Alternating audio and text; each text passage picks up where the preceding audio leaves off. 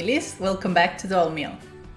It's finally that time of the year again, and I know most of you smart cookies have already guessed what type of video this will be. Christmas, obviously. But different from last year, this video is actually a very special one. A few of my fellow customizers and I wanted to do something sweet for each other, to show our affection and our friendship. So we came up with the idea for a YouTube Secret Santa Christmas special. That's a little bit of a mouthful, right? We all got our partner at random by using the page drawnames.com. And also using this page, we described what type of doll we would like to receive for Christmas. So the person who drew our name would get some idea of what they had to work with. The participants for this special are Dollmotion, the DOLLFAIRY, Anastazia Custom, Dollsbrandnewlook, and of course myself. And the person whose name I drew was the Dollfairy, aka Diana. I got really excited when I drew her name because I absolutely adore her work. And she was actually one of the very first customizers that I found and subscribed to on Instagram, just when I was starting on the hobby last year. So I'm gonna have to do my best for her. On the description she wrote of the type of doll she wanted to have, she mentioned she wanted something cute and sweet, could have more white and snowy feel rather than Christmassy if the customizer preferred to do that. And maybe even a little based on Hatsune Miiku's snow and symbols. So I researched a little bit and I drew some inspiration, and this is the design I came up with. A cute, sweet Snowfox girl, totally rocking those Hatsune Miku pigtails. Without further ado, let's begin. She mentioned she had a little bit more preference for Ever After High dolls, so I decided to use this apple white doll I had lying around. The skin tone is very pale, so it would totally fit to my design. Let's get all the prep work done first, which means cutting the hair, pulling the glue and extra hair inside the head using some pliers, and removing that face up using pure acetone. Always fun to do this. When the head is all clean and has been sealed with 2 to 3 layers of Mr. Super Clear, we are ready to begin with the face up. I sketched the eyes using light colors first. I totally apologize for my hand being in the way and making the camera lose focus once in a while. Putting the camera on my right side at this angle wasn't the smartest decision I made. Next time it goes on the left.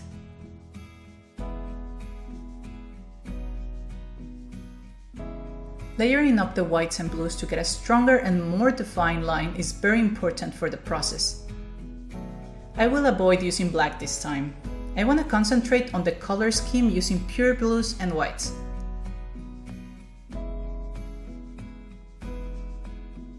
Unlike my previous videos, I decided not to give this character a background story. I want to leave that to Diana, so she can imagine and create whatever story she prefers for this little fox.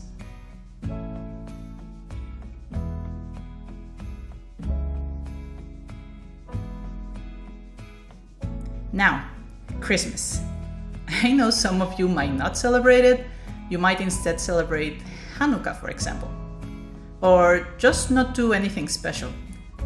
In my case, by the time this video is uploaded, I will be in my beloved country of Mexico getting ready to celebrate Christmas with my family. It's been a little over a year since the last time I visited, so I'm very excited to go back. Mainly because I'll get to see my mom and dad again, my brothers and all my aunts, uncles, cousins, my grandma. But also the food. I miss it so much. I know I'll be coming back with a few extra pounds on me. Christmas is always big with my family. We Mexicans tend to have huge families. So Christmas is always a big, noisy, happy, crowded event, and I love every single moment of it. What about you guys? I wonder what your plans are for this time of the year. Please let me know in the comments below. I always read every single one of your messages. I love them.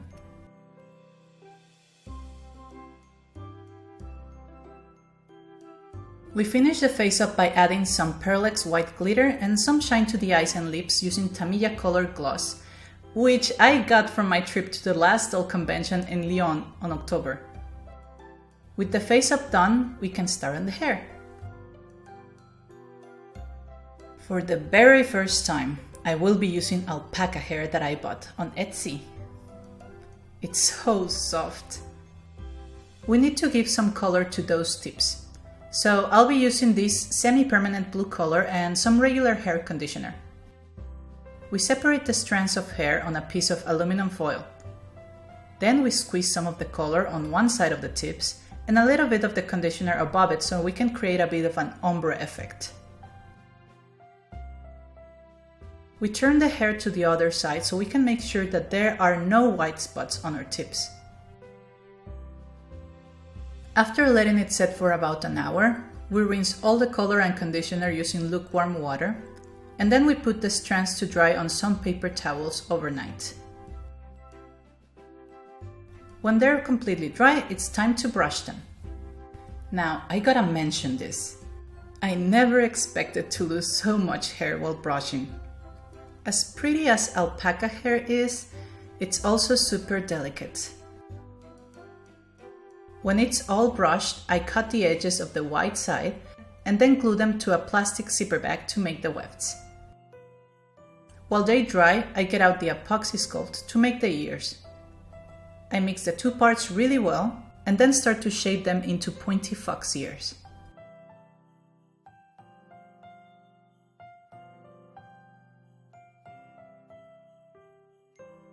I was not satisfied how there were gaps between the head and the ears, so I used my two-part epoxy glue and with the help of a toothpick, I filled out those gaps. When the glue is dry the next day, I can finally paint the ears with acrylic white paint, layering up many times until the gray below is not visible anymore. Then I paint the inside of the ears in a light blue tone. I seal them just to make sure the color is protected. Now comes the time to finally glue the hair. We start with adding some of the fluffy extra blue tips on the inside of the ears. Then we start gluing the wefts all around the edge of the head.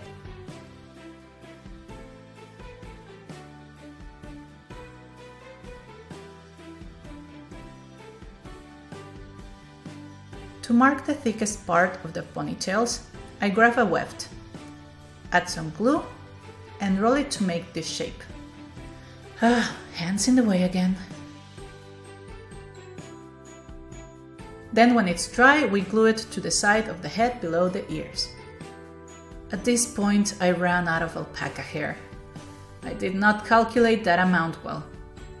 So I painted the bald part and then grabbed all the edges to start styling the ponytails, hoping for the best so the bald parts wouldn't show.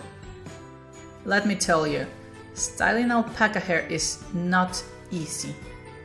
Being so delicate and soft, it tends to tangle very easily, and every time you brush it, there will always be some fibers pulled out. Satisfied with the ponytails for now, we move on to the styling, adding some texture to the bangs with an eyebrow razor. Now, we can't leave those bald spots there, right? We always must adapt and try to work with what we have. So I decided to make a couple of small bows to glue above the ponytails and added a couple of small pearls for nice detailing. There! Emergency avoided. Everything is finished from the neck up, so we turn our attention to the clothes finally. Using an old pattern, I draw the shape for a short skirt on white fabric. Then I cut it and check what to use for the what is that part called in English? The fluffy, wavy, layered up parts on a skirt? Well, you'll see what I mean soon. Before I start sewing, I hem the edges with some fabric glue. And then we start sewing. I realized halfway that the skirt would be a little too long, so I measured it against my model and marked the length where I needed to make the cut. With that correction made, I continued sewing until we're left with something like this. Then at the top we pull the string so the skirt ruffles. Wait, Was it ruffles? Was that the word I was looking for before? Anyways, for the overcoat, I had absolutely no idea how to do this. I didn't find any patterns I could use, so I just basically grabbed the fabric, put it around the doll, and hoped for the best. I marked where the arms would come out from, and after making small holes and putting the arms through, I drew the pattern by eye.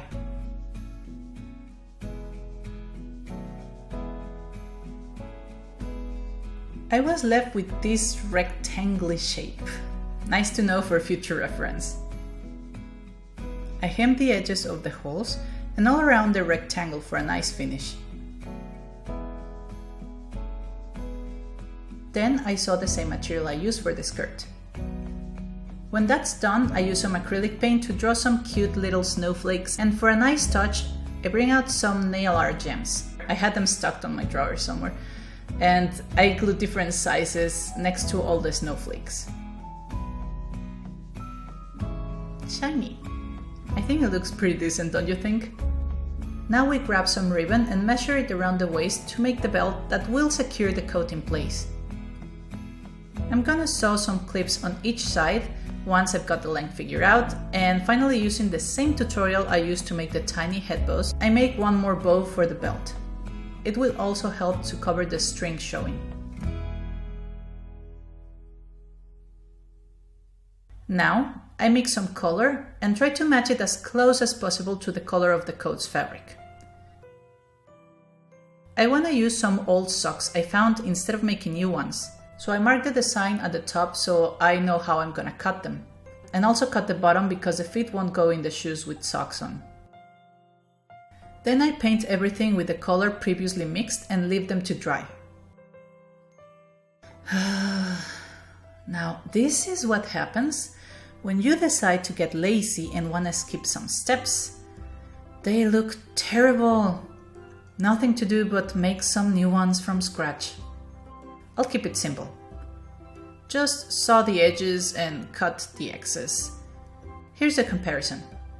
Notice how big a difference it makes? Sometimes faster or easier doesn't mean better. Almost done with the clothes. I just need to draw the pattern for the sleeves, sew them, and once on the arms, glue the ribbon at the top. We're on to the last step of this custom, the shoes. I'm really glad I found similar boots to my design in my box of Monster High and Ever After High clothes. We only need to change the color to match the deep blue I use in my drawing, layering up as always until the original color cannot be seen through. Then I use direct clear to seal the color and protect it from damage. Once dry, I use a toothbrush and water down white acrylic paint to splatter some white spots resembling snow or glitter. Then we use real glitter to add some extra shine to them. I grabbed some fabric I didn't remember I had that matches the fluffy part at the top of the boots. So I measure and cut 2 equal parts and glue them all around the top of each boot.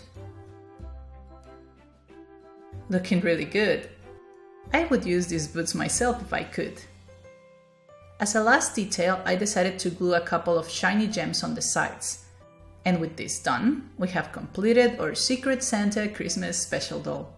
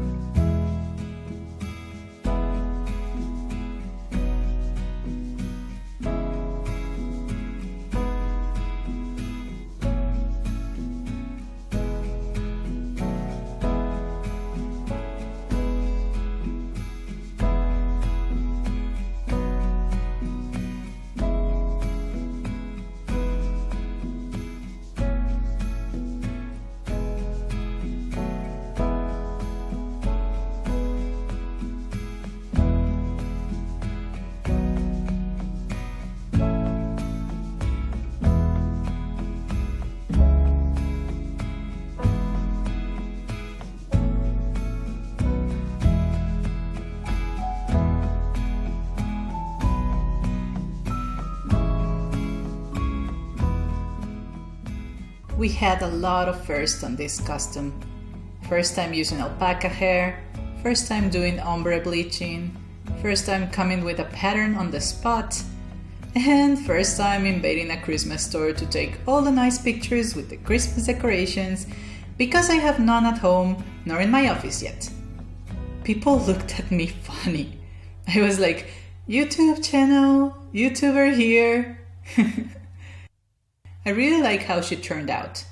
And if she wasn't a secret Santa doll, she would have definitely gone into my personal collection. Love how she looks against all the shiny and colorful lights. She found a Santa hat that would have fit her if not for the ears getting in the way. Oh, disappointment.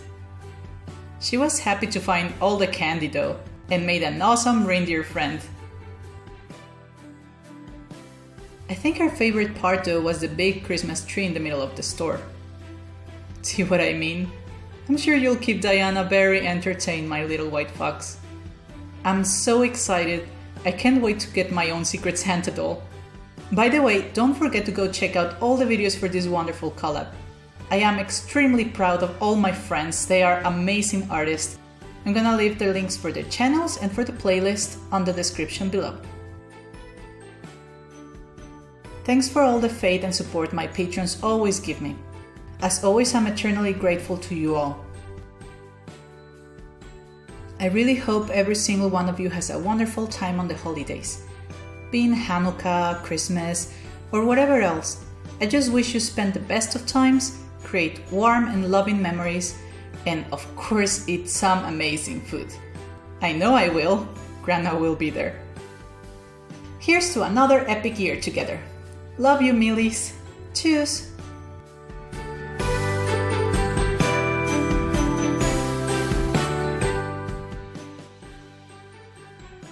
The participants for this special are damn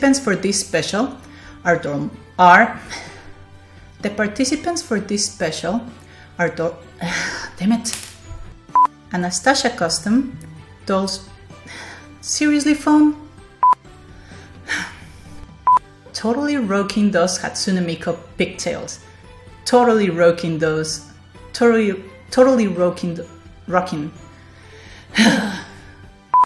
So I decided to use this apple white doll I had laying around. Traffic. No, shut up. Okay. Let's get freaking cars. And remember that then when the hoping for the best. No, what? Oh God. We always must adapt and work with what we have to make it work.